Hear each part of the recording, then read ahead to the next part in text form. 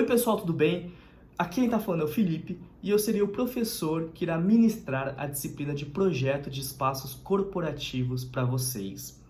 Eu queria aproveitar esse vídeo para poder explicar um pouquinho sobre o conteúdo que vocês vão encontrar disponibilizado no portal. Vocês vão ver que esse conteúdo ele está dividido em 4 partes, tá?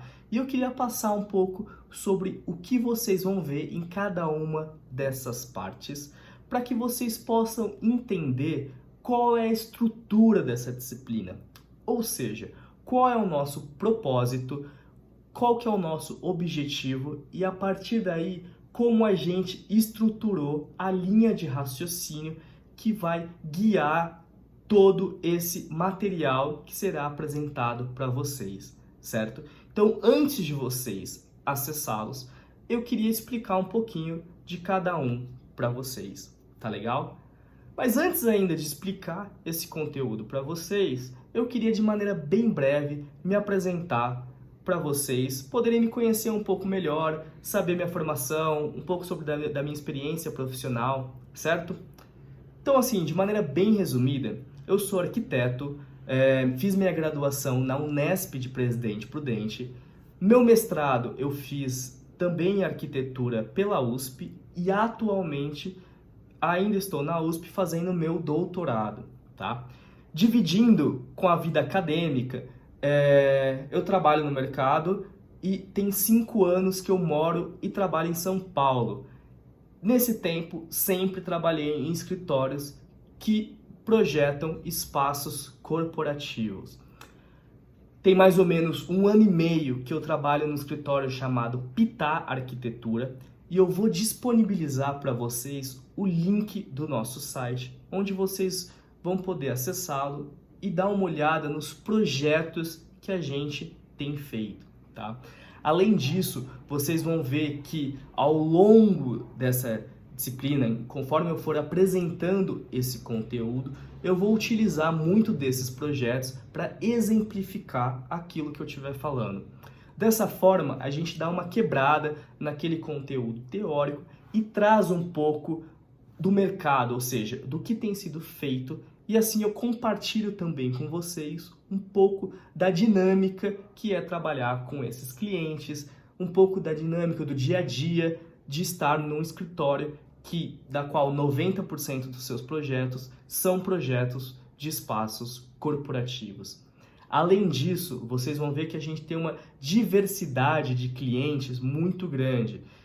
Atualmente, a gente tem feito os novos escritórios aqui em São Paulo para clientes como Google, Facebook, Spotify, Netflix, LinkedIn, Uber, uma série de startups, mas não só clientes de perfil de startup, mas também instituições financeiras como Bradesco, Nubank, Safra, instituições de investimento, enfim, uma variedade muito grande e com isso a gente consegue trabalhar e mostrar os diferentes perfis que a gente tem e como esses perfis eles vão se materializar de maneira diferente no projeto de arquitetura que a gente estiver fazendo para eles, certo?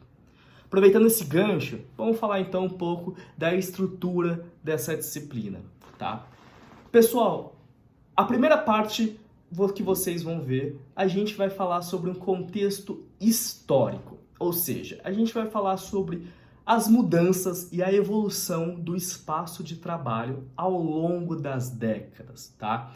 Então a gente vai passar década por década para entender como esse espaço de trabalho ele foi se modificando e como essas mudanças elas estão diretamente relacionadas às mudanças sociais e econômicas que o mundo todo estava passando, tá?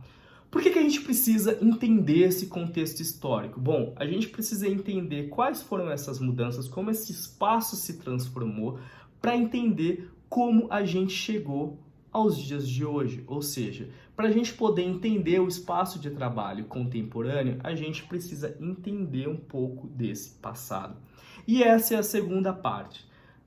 Tratar sobre os espaços de trabalho contemporâneo. Mas não só focar no espaço de trabalho contemporâneo, mas sim tratá-lo através de uma perspectiva do perfil do profissional contemporâneo, certo? Porque vocês vão perceber que o espaço de trabalho, ele reflete diretamente as necessidades das empresas e também as necessidades dos profissionais, ou seja, é uma via de mão dupla. A gente vai ver o que as empresas atualmente estão buscando para melhorar produtividade, engajamento, para construir uma equipe unida, e a gente vai ver, por outro lado, o que os profissionais eles estão buscando nessas empresas, certo?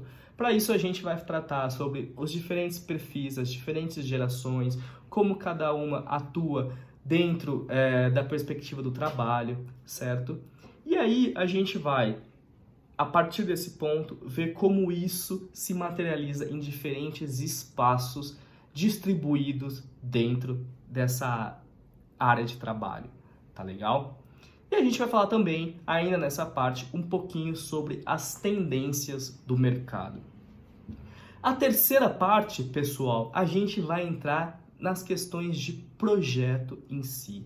Ou seja, a gente vai falar sobre como o projeto chega para vocês, como esse projeto precisa ser tratado ao chegar, ou seja, como vocês vão lidar com o briefing, quais tipos de informação que vocês precisam extrair do cliente para poder começar a fazer esse projeto, tá?